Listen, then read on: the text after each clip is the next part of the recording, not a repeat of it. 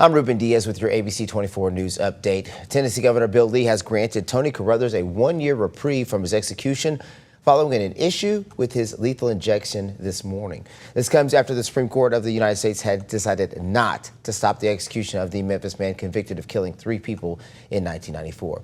Now, Carruthers was originally scheduled to be executed at 10 o'clock this morning in Nashville. After the Supreme Court decided to deny a stay, Carruthers' team then filed an emergency motion to halt the execution. Now, the emergency motion claimed that the Tennessee Department of Corrections physician was not qualified to inject the lethal drugs. Now, a judge later denied that emergency motion, but later on, Governor Bill Lee decided to delay Carruthers' execution by 1 year after previously saying that he would not intervene. Across the nation, there is a new debate on whether higher taxes on the wealthy would actually help working families. ABC's Sophie Flay has more.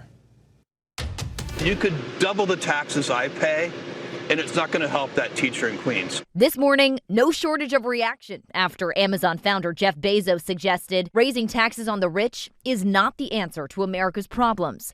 But the world's 4th richest man also told CNBC the government should eliminate taxes on lower-income Americans.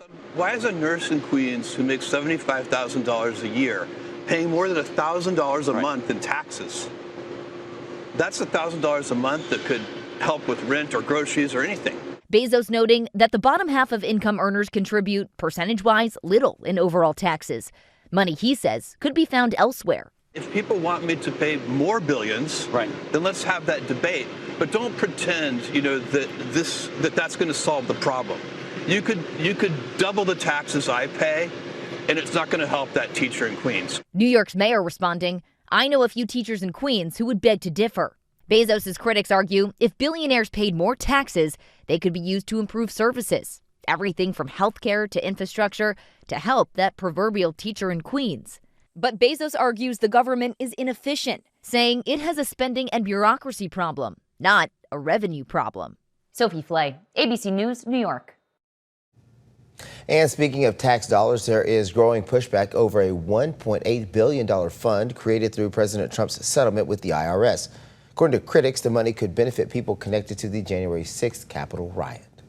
Now, the fund is called the Anti-Weaponization Fund, that would compensate people who claim they were targeted by the Justice Department during the Biden administration.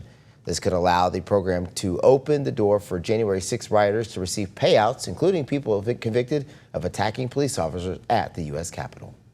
It sends that if you commit violence in Donald Trump's name, that you will be protected legally, you will be rewarded financially. People that hurt police get money all the time. There's a process where if you believe you have your rights violated, you can apply for funds, you can sue, you can file a claim, you can go to court. 2 officers who defended the Capitol are now suing to block the fund, calling it a taxpayer-funded slush fund. Some lawmakers have questioned why a new process is needed when a federal claim system is already in place. The settlement was also expanded this week to end current IRS audits involving President Trump, his family, and his businesses. All right, that's your ABC 24 News update for now. Thanks for watching. I'm Ruben Diaz.